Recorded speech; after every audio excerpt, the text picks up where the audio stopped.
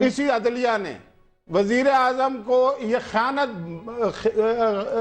خائن بھی کہا، ٹھیک ہے، اور انہوں نے کہا کہ خط لکھو، یہ نہیں لکھتے. اصل میں یہ توجہ ہٹانا چاہتے ہیں اپنی کرپشن سے، ٹھیک ہے، جو ہزاروں ارب روپے لیکن یہ کیس تو اظہر خان لے کے گئے نا، اظہر خان لائے نا، یہ تو پیپلز پارٹی نہیں لے کے گئی. حکومت کا کام یہ ہے. میری بات دیکھیں، آپ تو اتنا زیادہ انٹرپٹ نہ کریں نا. 93 والی بات کرنے لگی ہوں میں یہ فوزیہ سے پوچھنے لگی ہوں کہ فوزیہ 93 میں بھی وہ یونس ابھی یہ کہہ رہا ہے کہ 5 کروڑ ہم نے بانٹے اس وقت بھی. جی دیکھیں، بات یہ ہے کہ ہونا یہ چاہیے، اگر یہ واقعی سیریس ہیں اداروں کو ٹھیک کرنے میں، کہ جن لوگوں نے تسلیم کر لیا ان کے خلاف تو بات کریں، ان کے خلاف تو ایکشن کریں.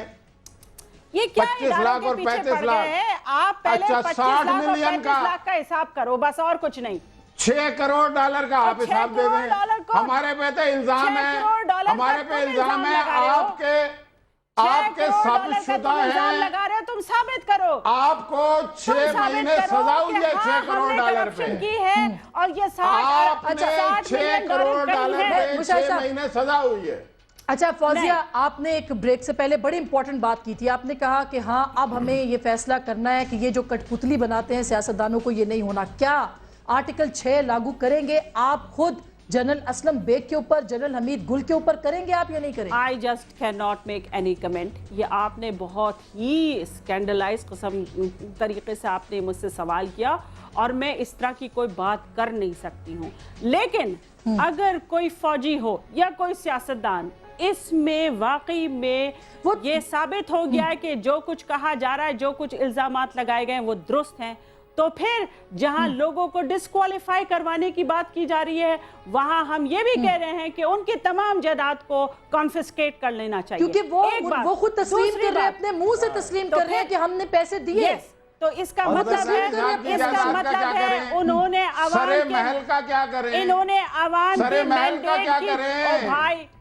عوام کی مینڈیٹ کی چوری کی ہے. فرانس میں آپ کے محل ہیں ان کا کیا کریں؟ کس کو آپ نے 6 بٹھا دیا؟ شوگر ملوں کا کیا کریں؟ ٹھیک اچھا 6 شوگر ملوں کا کیا کریں؟ وہ کنفسکیٹ نہیں ہونے چاہیے. تمہارے پاس ہے، ہمارے پاس تو نہیں ہے. فرانس ہم نے تو کمائی ہے، ہم 96 پہ ٹکٹیں بلیک تھوڑی کرتے تھے، ہم تو 1937 سے کاروبار کر رہے ہیں. ہم کرتے تھے، ہم کھڑے ہو کے ٹکٹ بیچ رہے ہوتے تھے جب ہی محترمہ بے نظیر بھٹو شادی کرنے پہ راضی نہیں ہو گئی. کیسی بیوقوفی کی بات ہے. اچھا چونکہ Mushahid, I request you to grow up. اور یہ بچکانی گفتگو اور یہ جو چھوٹے چھوٹے اخبارات میں چھوٹی چھوٹی گفتگو آتی ہیں ان کو کوٹ نہ کرو.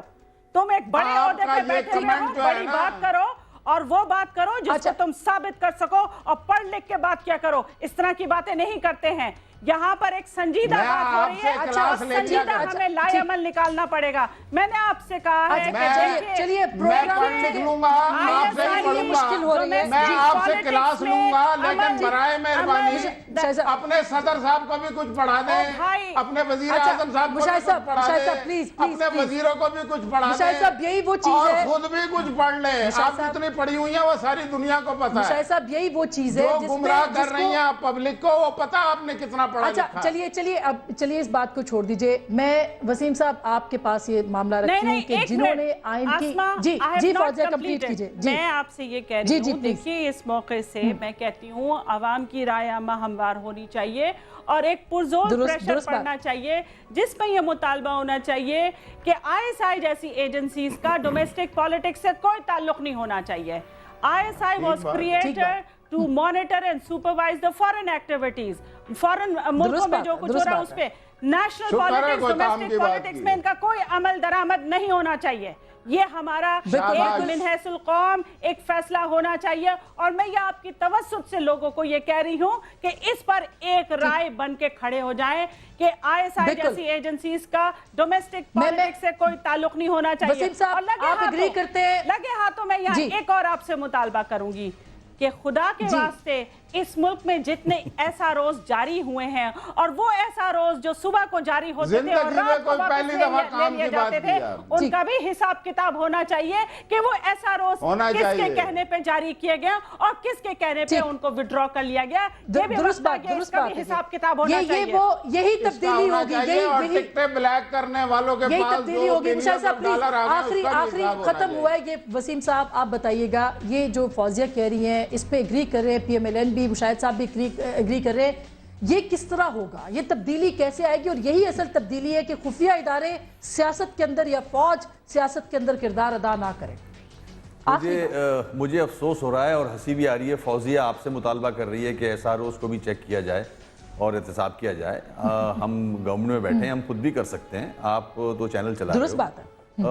मैं समझता हूँ, फिर से मैं कहूँगा कि आज मौका मिला है, कोर्ट्स में केस चल रहा है और हमें इन्फ्लुएंस नहीं करना चाहिए, हमें ये टॉक शोज पे भी इतनी बातें नहीं करनी चाहिए। उसके पास सारे एविडेंसेस मौजूद हैं। दुआ ये करनी चाहिए कि हिम्मत वाले फैसले, मुल्क की बेहतरी के फैसले सुप्रीम कोर्ट से आए, जो अवाम की बेहतरी में जाएं।